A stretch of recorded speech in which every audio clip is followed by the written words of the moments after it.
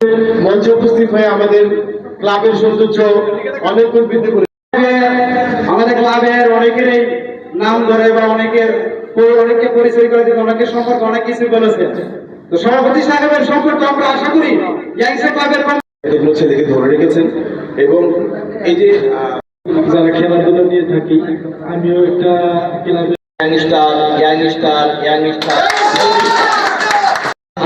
চারবারের champion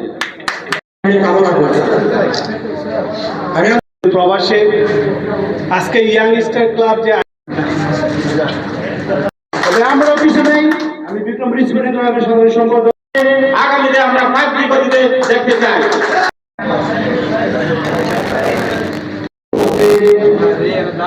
সম্মানিত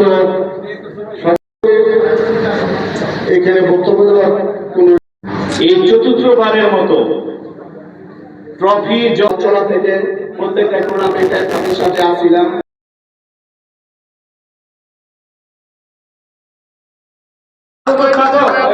আজকের অনুষ্ঠানের উপস্থাপক মোহাম্মদ সুজন বেশ তুলে নিচ্ছে ভাইয়ের কাছ থেকে।